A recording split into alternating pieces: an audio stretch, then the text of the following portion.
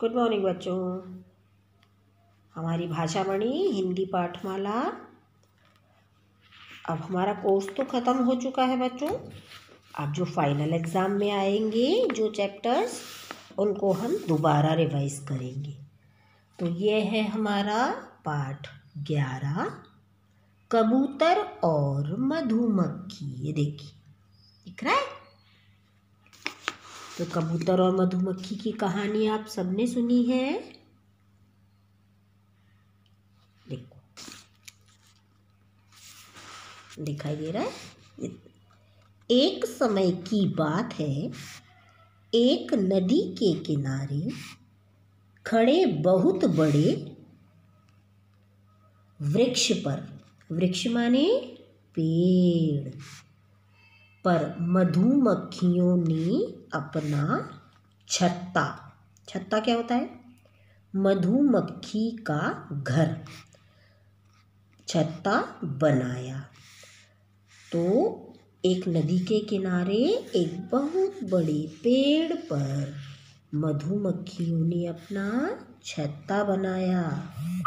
मधुमक्खियाँ दिन भर परिश्रम करती थी। परिश्रम, मेहनत। क्या करती थी? मेहनत करती थी। वे फूलों से रस इकट्ठा करती थी और शहद बनाती थी। शहद कैसे बनता है? फूलों के रस से, जो मधुमक्खियाँ बनाती हैं। एक दिन की बात है, एक मधुमक्खी को प्यास लगी। वह पानी पीने के लिए कहाँ गई? नदी पर गई। पानी पीते पीते वह पानी के तेज बहाव में बहने लगी। तब क्या हुआ? एक पेड़ की डाल पर बैठा कबूतर सब देख रहा था।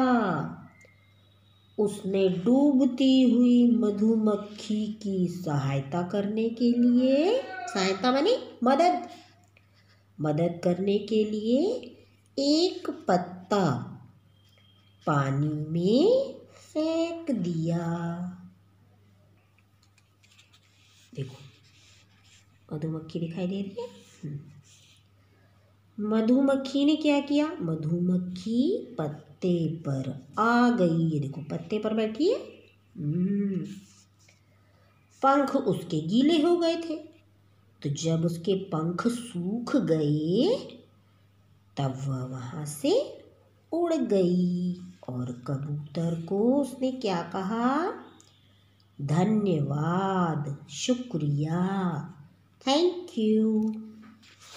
जब कोई हमारी मदद करता है तो हम उसे थैंक यू बोलते हैं। आप देखिए, कुछ दिन बाद क्या हुआ? जंगल में एक शिकारी आ गया। उसने पेड़ की डाल पर बैठे कबूतर पर निशाना लगाया। ये देखो, निशाना लगा रहा है, ये शिकारी है। कबूतर उड़ जाना चाहता था, परंतु वो क्यों नहीं उड़ा?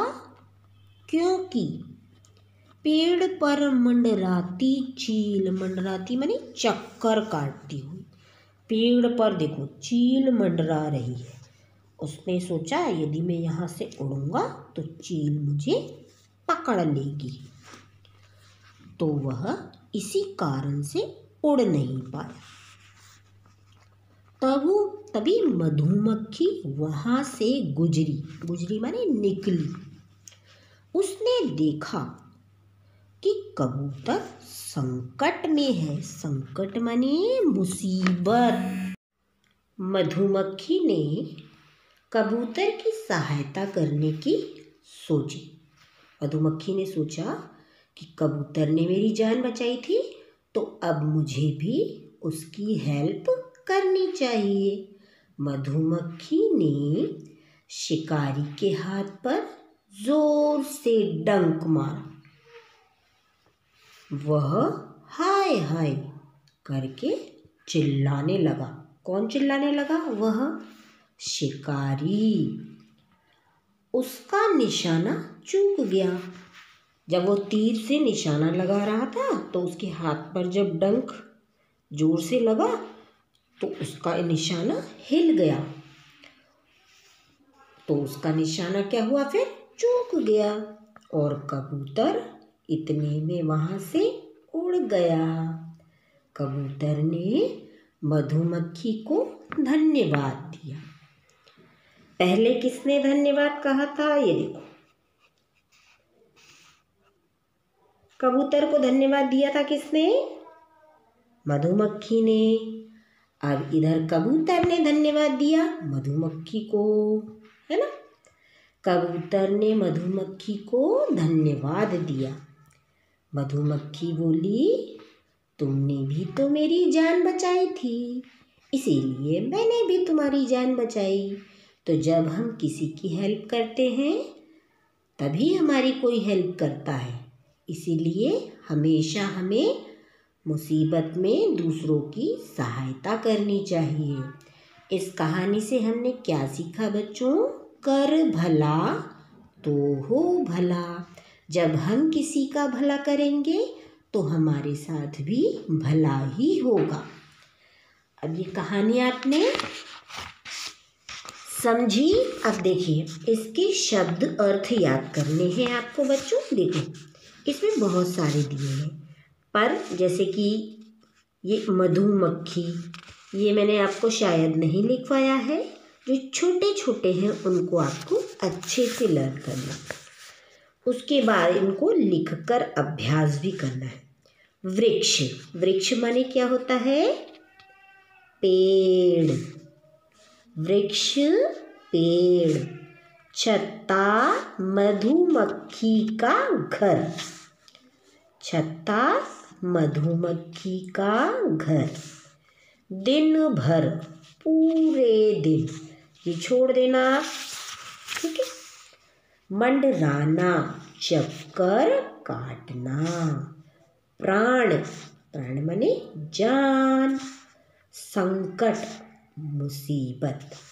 बच्चों इन शब्दों के अर्थ मैं आपको असाइनमेंट में भी दूंगी, आपको इन्हें लर्न करना है और अच्छी तरह से याद करना है। आप सभी को याद है, बस इनका लिखकर अभ्यास करना है, क्योंकि लिखने में ही गड़बड़ होती है और ये हमें नहीं करनी है, क्योंकि अब हमारे फाइनल एग्ज़ाम आने वाले हैं। ठीक है, कल फिर मिलेंगे बच्चों। धन्यवाद।